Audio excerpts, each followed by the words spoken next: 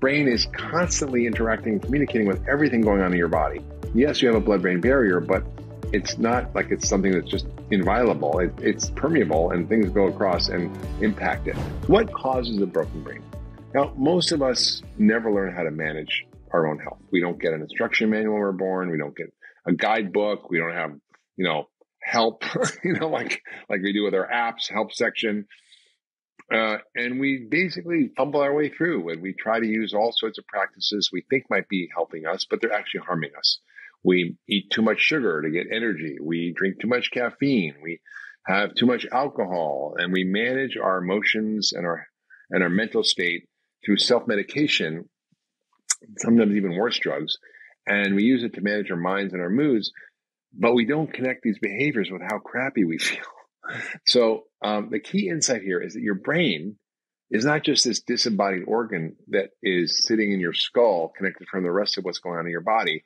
We learned about the blood-brain barrier in medical school, but that's ridiculous. The brain is constantly interacting and communicating with everything going on in your body. Yes, you have a blood-brain barrier, but it's not like it's something that's just inviolable. It's permeable, and things go across and impact it. So everything that's happening in your body impacts your brain.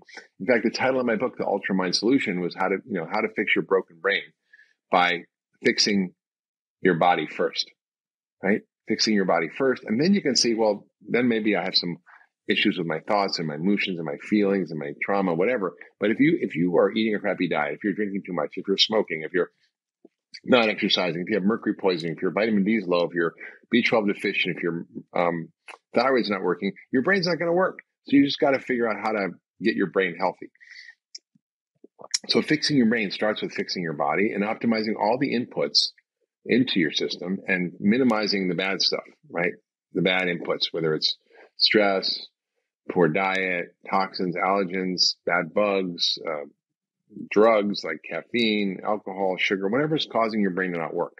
The brain is pretty resilient, and it can recover and heal given the right conditions. And I've seen miracles. I've seen people reverse Alzheimer's, reverse autism, reverse ADD, reverse depression, things that bipolar disease, schizophrenia. I mean, you just wouldn't even imagine how powerful this is. In fact, Christopher Palmer, who's been on the podcast, talked about how he used a ketogenic diet to reverse Alzheimer's and optimize mitochondrial function as a key way to treating mental illness.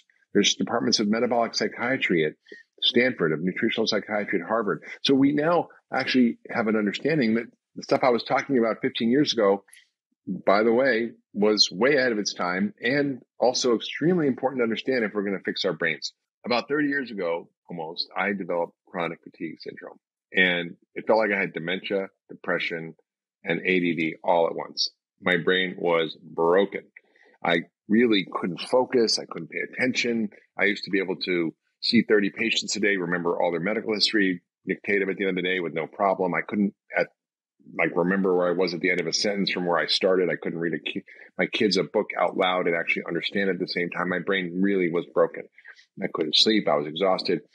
And I learned that I had mercury poisoning, and that broke my brain. My brain was just a mess. I had terrible brain fog. I couldn't focus for much time. I was a physician trying to practice medicine. It was really tough. I couldn't even remember my patient names. And I knew I had to do something different. And that's when I discovered functional medicine almost 30 years ago. And when I reversed my chronic fatigue, when I detoxed from mercury, when I fixed all the other systems of my body, my mitochondria, my gut, my immune system, everything that was going wrong, I was able to reverse my chronic fatigue syndrome, and my brain got better. And since then, I've written 18 books in 20 years. My brain is great. I feel good, and I'm sharper, faster, and better than ever. So what's the worst things we do for our brains? Well, we have too much sugar and refined starch, carbs, and not enough good fats, and not enough intake of the right nutrients. A lot of nutrient deficiencies, omega-3s, vitamin D, magnesium, to name a few, that are critical for brain health. And that affects over 50 to 90% of the population with deficiencies in those nutrients. Also, we're exposed to all kinds of weird things in our diet that are chemicals, like artificial sweeteners, like MSG, environmental toxins that actually cause damage to the brain. Heavy metals, all these things damage our brain. So a lot of things cause brain damage, not just what I mentioned, but things like lack of sleep, too much stress, not exercising, overuse of certain substances like alcohol or other drugs. Now, I found over the years, really fascinating to me, it's really quite amazing that people don't connect how they feel with what they eat or how much they rest or sleep, how much they exercise or how much time they take for friends and community and connection, and or how much bad news and media they're exposed to. I had a patient said, geez, doctor, I'm so tired. I don't know what to do. I'm always tired. My brain's not working. I said, well, how much do you sleep at night? He goes, well, 5-6 hours. And I'm like, well, get 8 hours sleep and try to see what happens, right? Some people don't connect the dots. Now, once you make those connections, you can start to change those simple habits that can have profound effects on your health long term, and make a lot of little small changes that can make profound impact. Now, feeling fully focused, fully energized, having great brain health, it requires really following the principles of functional medicine, which is taking out the bad stuff and putting in the good stuff. It's taking out the bad food, toxins, allergens, microbes, stress, adding in the good stuff, the right whole foods, nutrients, balance of hormones, light, air, water, sleep, relaxation, connection, meaning, love, purpose. All these things are necessary for our brain to function properly.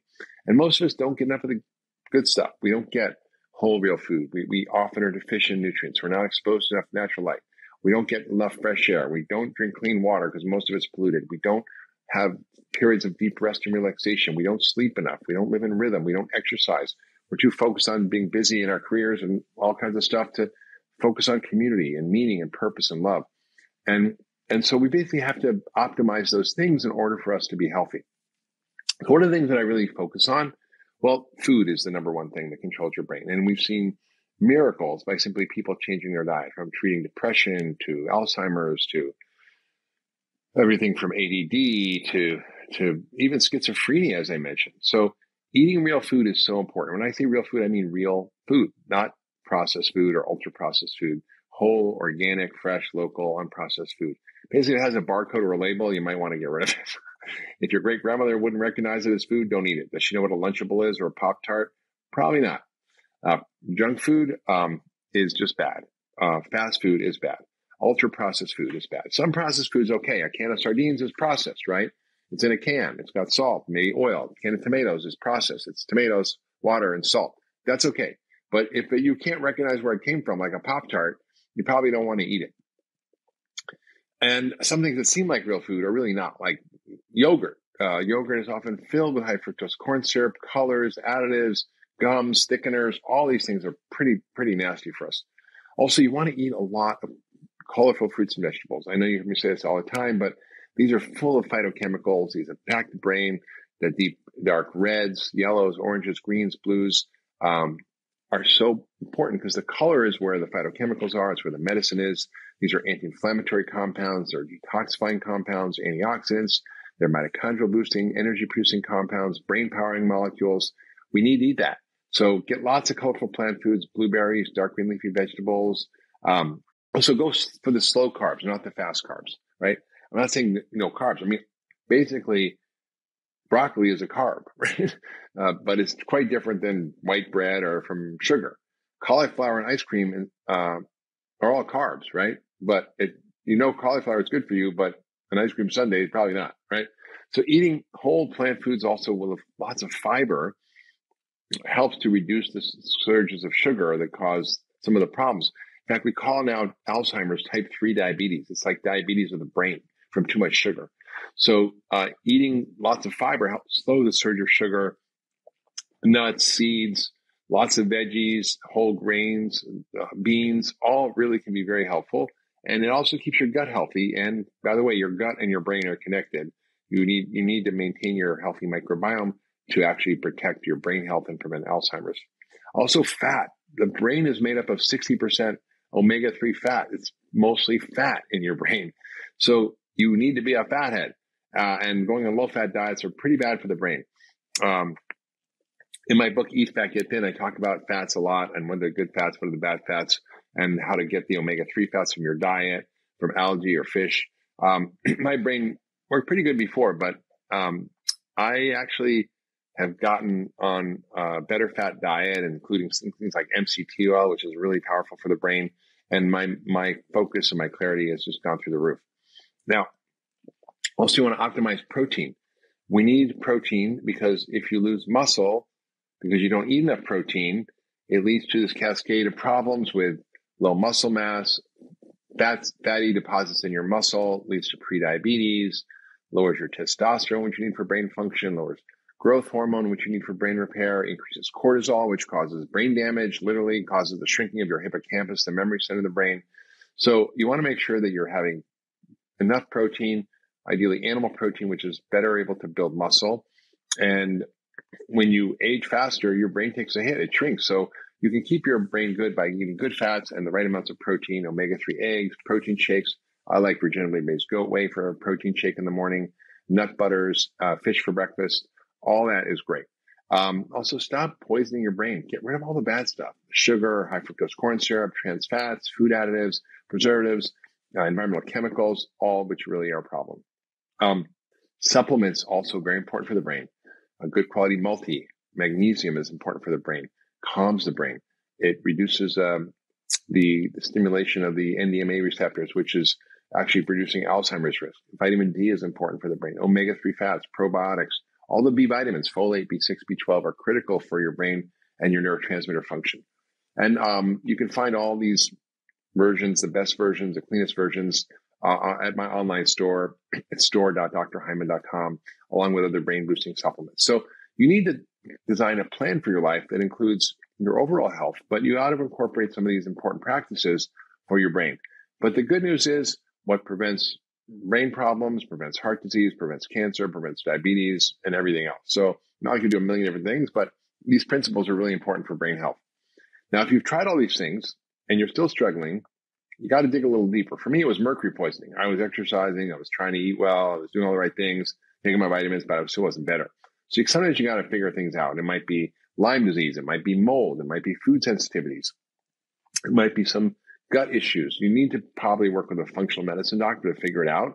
And you can go to ifm.org and you can find a practitioner who's certified in your area. So taking care of your brain is important. Don't neglect it. It's an important organ. And if it starts to go bad, you can fix it, but don't wait too long. If you love that last video, you're going to love the next one. Check it out here.